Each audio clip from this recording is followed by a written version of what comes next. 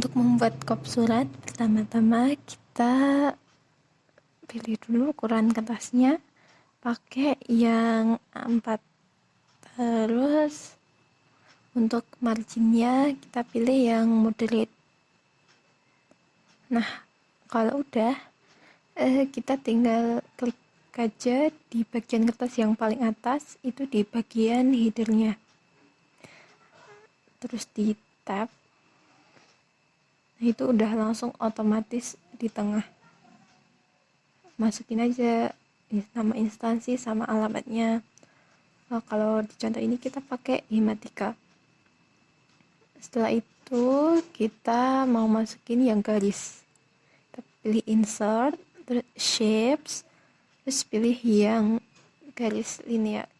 Nah, kalau di bikin garis biasa, nah itu kan nggak lurus. Nah, caranya kita pakai shift dulu sebelum bikin garisnya. Jadi shift, terus baru bikin garis. Nah, jadi kan lurus. Nah, garisnya sesuai dengan ukuran yang pas. Tapi itu garisnya warnanya masih biru, diganti dulu dengan yang hitam yang lebih resmi. Itu kan masih tipis, nah kita pertebal. Kalau pengen yang garisnya double, nggak cuma satu aja, yang pilih yang more lines, terus yang pilih yang garisnya double aja. Nah, biar lebih kelihatan, terus ditebelin. Nah, jadi kelihatan. Terus kita masukin gambarnya atau logo. Insert pictures, pilih gambarnya. Tapi itu masih gede banget, dikecilin dulu. Nah, kalau udah kecil tapi itu masih menutupi tulisan, jadi untuk mengatasinya kita pilih gambarnya, terus di warp text, behind text.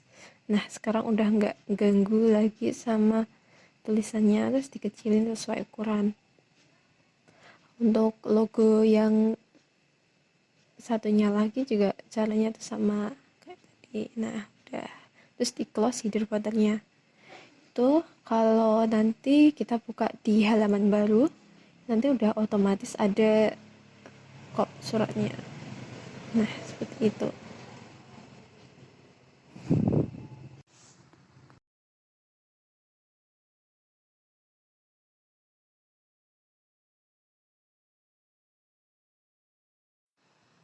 Masukkan variabel yang ingin dijadikan form. Di contoh terdapat nama, metode, motivasi belajar, dan nilai. Lalu dimasukkan contoh datanya. Kalau dengan entry data biasa kan harus scroll panjang. Nah, ini nanti bisa lebih simple. Ini nanti dijadikan tabel, CTRLT, terus OK. Disederhanain tabel. Kemudian klik yang paling atas dekat save. More comments. Bukan yang popular, tapi comments not in the ribbon. Scroll, cari form.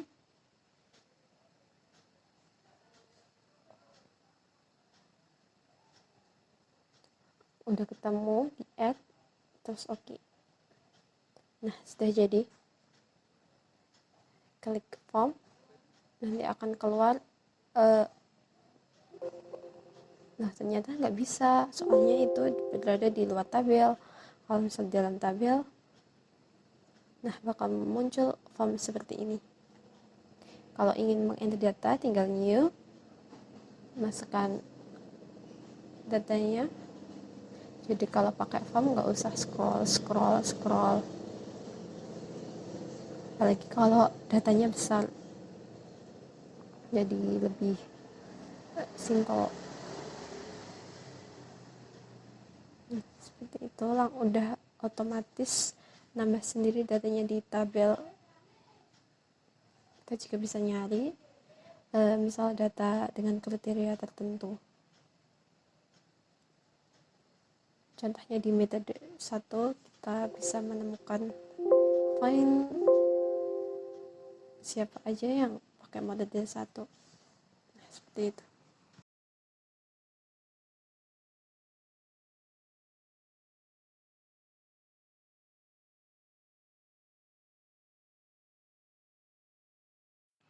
Pertama, kita pilih template sesuai selera. Langsung ke slideshow. Pilih setup slideshow. Pilih browse at kiosk full screen. Oke. Lalu menuju ke view. Slide master. Akan muncul slide master. Kita duplicate slide master. Untuk slide di bawah slide master kedua, kita hapus semua komponen yang di dalamnya. Karena di sini kita akan membuat penutup dari quiz kita.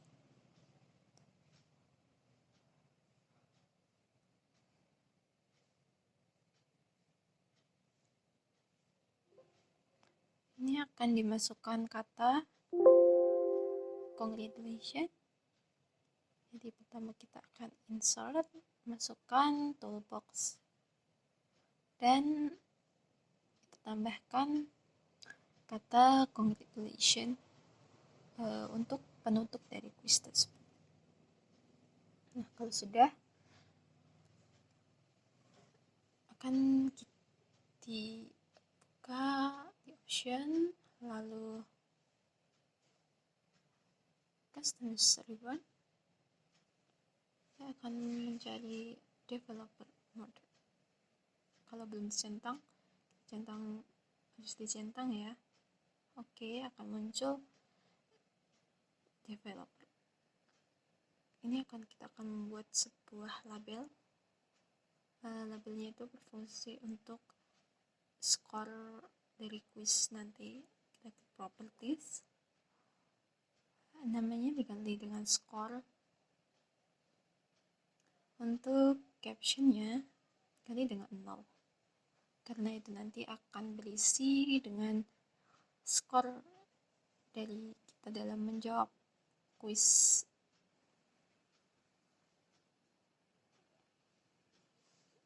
Bentuk dari labelnya itu bisa diganti-ganti.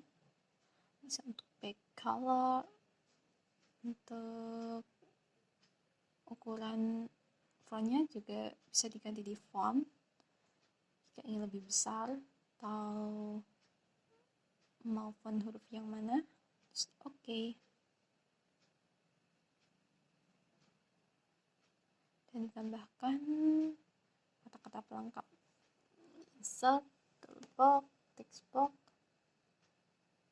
dan ditambahkan skor.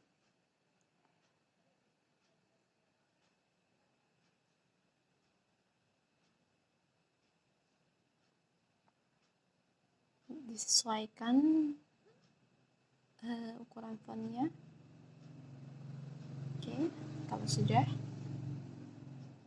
kita akan close sejenak dari slide master. Kita kembali ke slide awal. Ini akan dibuat awalan dari quiznya, slide awal quiz. Rule-nya untuk skor yang benar akan mendapatkan nilai 20. Untuk yang salah akan minus 10. Di quiz kali ini terdapat 5 soal. Kalau ingin lebih ya nggak apa-apa, tapi contoh ini cuma 5 dulu.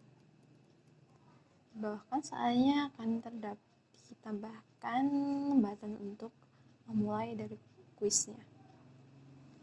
Dipercantik dan lebih rapi. Terus tambahkan dengan mulai.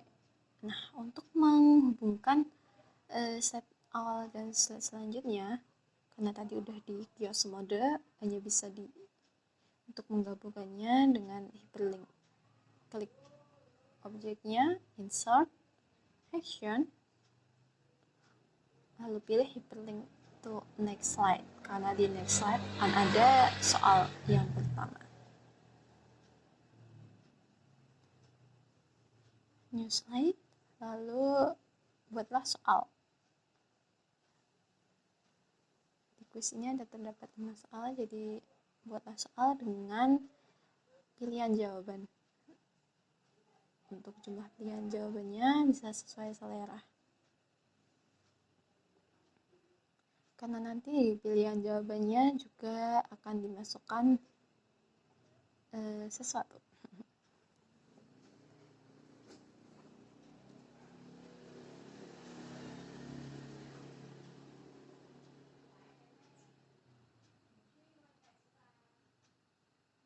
Untuk soalnya disesuaikan ya, sesuai dengan selera masing-masing yang agar lebih rapi.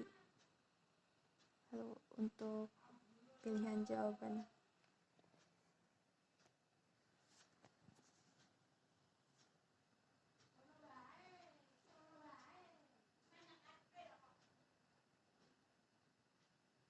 copy aja biar semuanya sama, diluruskan agar terlihat rapi, lalu masukkan pilihan jawaban dari soal tersebut, dan kita juga harus tahu mana pilihan jawaban yang benar.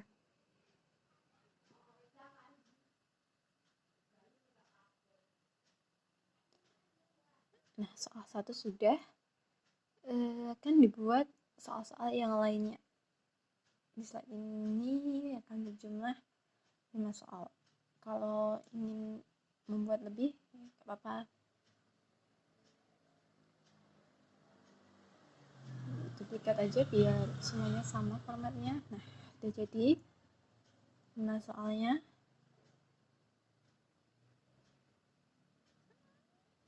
Setelah itu kita menuju ke develop. Kita akan masukkan kodenya. Nama dari slide ini adalah slide layout 14. Maka itu pada terdapat subcorrect untuk jawaban yang benar itu bernama slide layout 4 sesuai dengan nama slide-nya. Skor adalah yang tadi. Untuk skornya kita masukkan dengan FBA. Nah, sudah jadi. Itu untuk outputnya, message box-nya bisa diganti sesuai selera.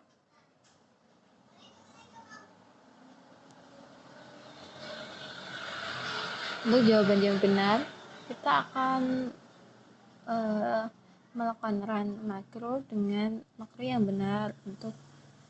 Untuk jawaban yang salah, kita juga akan mengarahkannya ke dalam makro yang salah. Nah, seperti itu kita akan dihubungkan semuanya dari soal pertama sampai soal kelima, agar nanti kalau soal yang jawabannya salah akan terdapat message yang berbeda dari soal yang jawabannya benar. Kalau sudah, kita menuju ke slide terakhir. Ini slide untuk halaman penutup, slide penutup. Akan kembali ke slide master tadi. Nah, kembali. Kita akan membuat lettering pattern.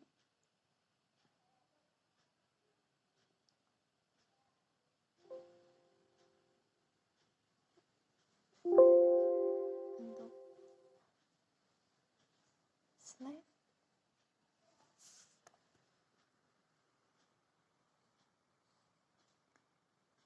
dipercantik, ulangi. Ini berguna untuk mereset nilai jika kita sudah selesai dalam menjawab soal dari kuis. Action ini kepada run ke makro yang reset. Oke. Nah, sudah. PowerPoint ini lalu disimpan dengan type yang tertentu, yaitu tipe yang bisa menjalankan makro. Ini yang terdapat yang di bagian atas. Nah, PowerPoint Macro Enable Presentation. Save. Oke, mari kita coba apakah makronya berfungsi dengan benar. Slide, mulai. Kita jawab pertanyaannya. Nah, kalau benar seperti itu, kalau salah kan terdapat message box seperti itu. Jadi di akhir akan terlihat nilainya berapa. Nah, skornya 40. Kalau pencet ulangi akan kembali ke slide out. Nah, sekian. Terima kasih.